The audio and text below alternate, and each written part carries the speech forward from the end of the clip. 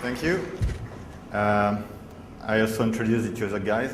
One is either drunk or sleeping somewhere here. It's Damien Aumaitre. I don't know where he is. Here? Oh, he's not drunk. The other one is Guillaume. He's not here because he's still a student and he has to go to school. And he's the one, in fact, who developed mainly the origami stuff we will present today, which allows us to manipulate quite easily PDF to do, you'll see, many kind of stuff. So this is a short state of the art. People are getting more and more interested in PDF, including us. And the first part of this talk will be a short summary of what we showed last year at Back-00 conference. But there are other people also interested in PDF, either to optimize the way they are going to find flows in the Acrobat readers and many of the Acrobat products, or other people looking tricks to abuse PDF when used in very special ways. So I recommend you those others too. Didier Stevens' blog, which has really good ideas usually, and he has especially a very nice one about the exploitation of the gbig flow, because you didn't have to open the file to be exploited, so it's quite nice. Once you receive the file, it's enough. Anyway, why do we care about PDF? Most people know now that Microsoft documents are dangerous. There are macros, there are a lot of flaws in Office documents, and most of people believe Microsoft is evil. So usually you try to avoid Microsoft, and then you have to go to another format of document, and you go to PDF. You expect it is better. We will see if it is or not. Why people usually trust PDF? It's an open document. I mean, you have lots of information available about the norm, how it's supposed to work, which was not the case for Office document, for instance. And as these slides, for instance, it's fully static. I mean, you see the document, it's like a picture, and everybody knows a picture cannot be harmful. So a PDF cannot be harmful in the same way. Unfortunately, if it's true, it's an open standard. It's not a static format. It's absolutely not a static format. We will see that there are many ways to have dynamic PDF, and of course, we will use them. So the general idea about this talk is, firstly, I will show you what we can do with PDF language, which is basically what I showed last year at Back-00.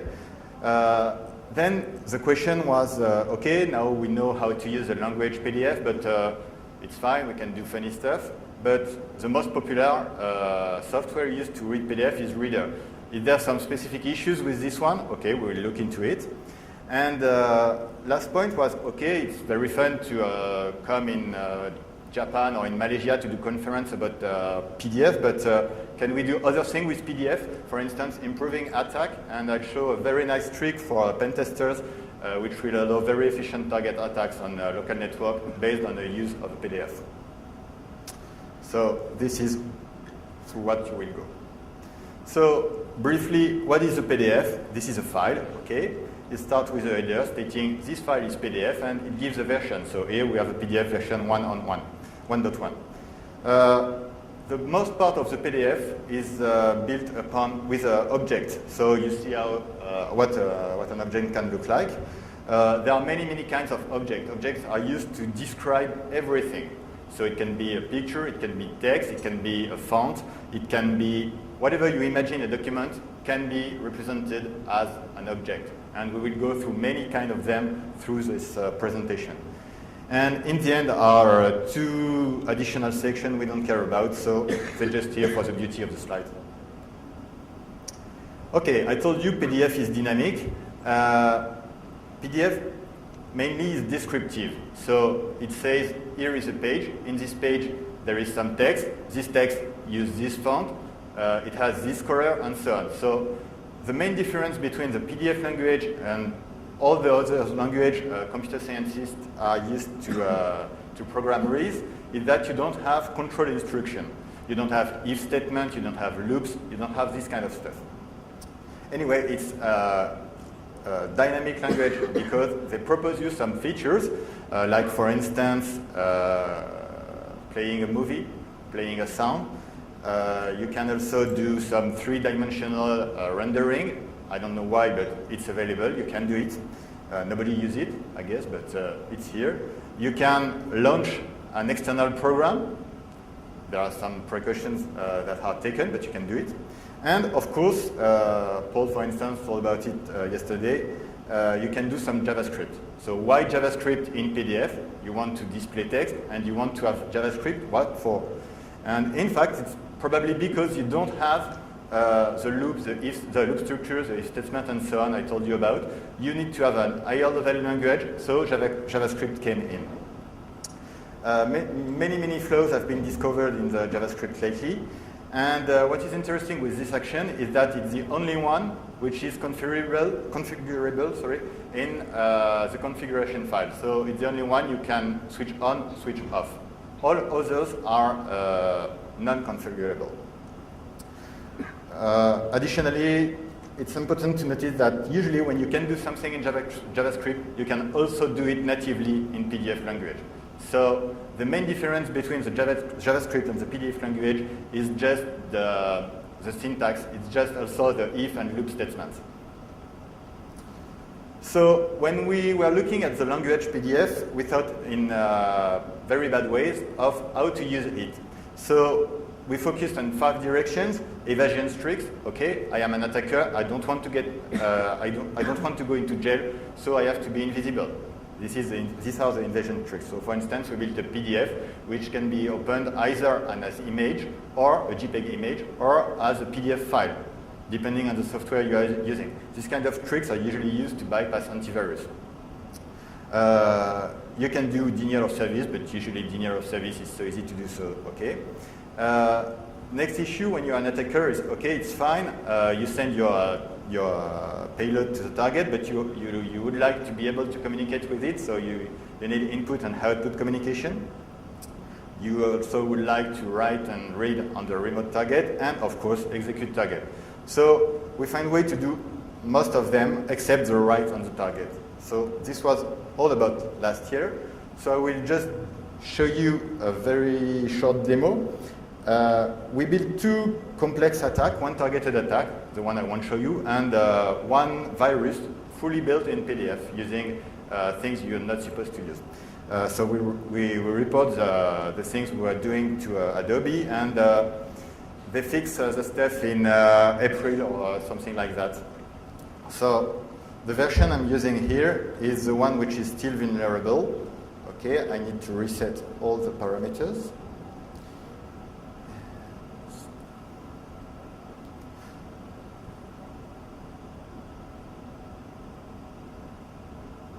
So in order to reset the configuration, so that it's just to show you that there is no trick, I delete everything in the registry about Adobe. And now, to be sure that it's done cleanly, okay, you have seen the EULA, which says, okay, it's the first time it's run, so the installation is clean. So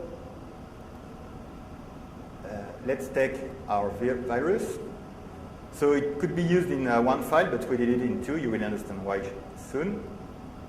And what was not supposed to be done is that you were not supposed to be able to execute a file which is embedded into a PDF. You can do that, but you are not supposed to be able to execute it, and if we find a way to do it. So this PDF tells me, okay, a new update is available. Let's do it.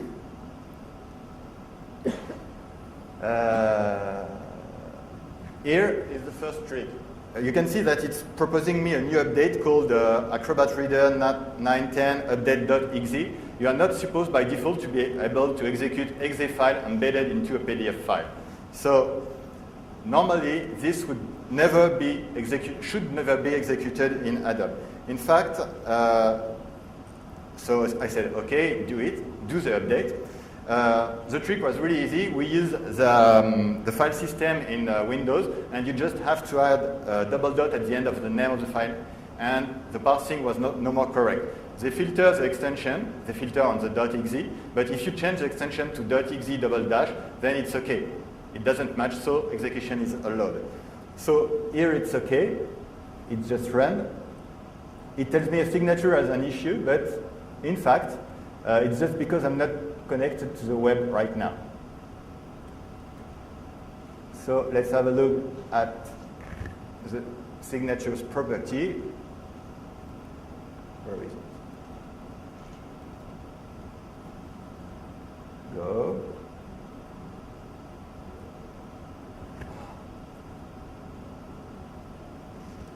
Okay, usually when a file is proposing you an exe, you don't execute this exe, but to abuse the user, you can see here that the PDF is signed with, in fact, Adobe key.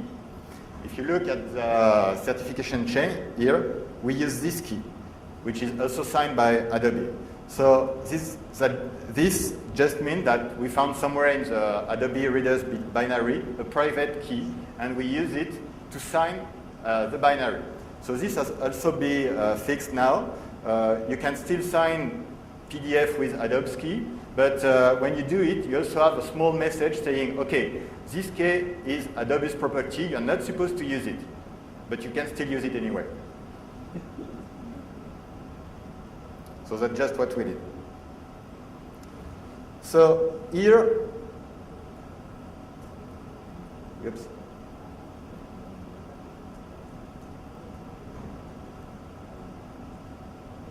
Sorry, I forgot something.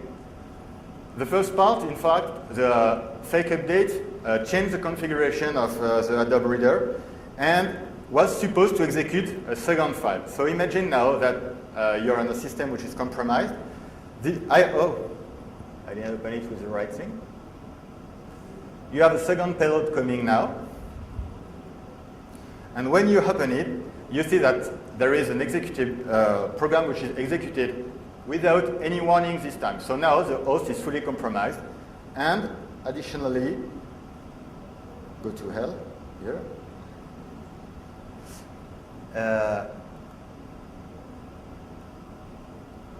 Where is it?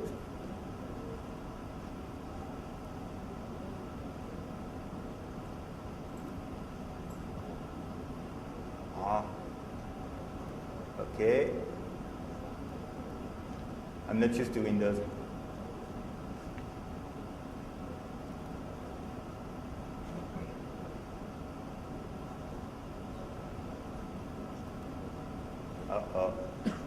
Okay, it was supposed to have cloned, which was also not supposed to be possible, but I don't see the file. Anyway, I won't lose time on that, since now it has all been fixed. So, oops, go back here. All the slides and samples are available. I'll give you the URL later. So this was 1 year ago. So what's new now? I told you the first thing was we wanted to look at what's in the Adobe Reader. And as a matter of fact, Adobe Reader is a monster. Oops. Will you stop? No?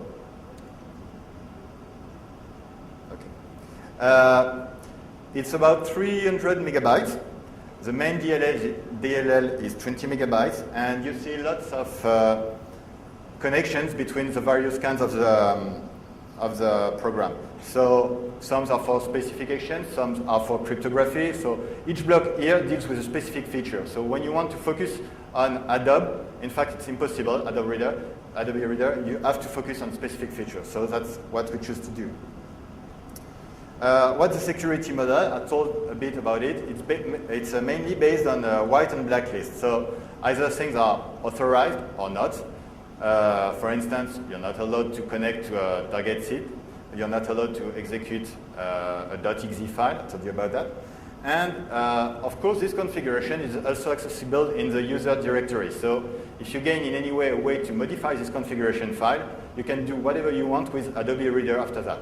But if you're a real attacker, usually you won't be very interested in modifying the user configuration. You just do whatever you want. For instance, you insert a user level rootkit or whatever. So you don't have to care about Adobe's configuration. So the first thing we look at is the file encryption.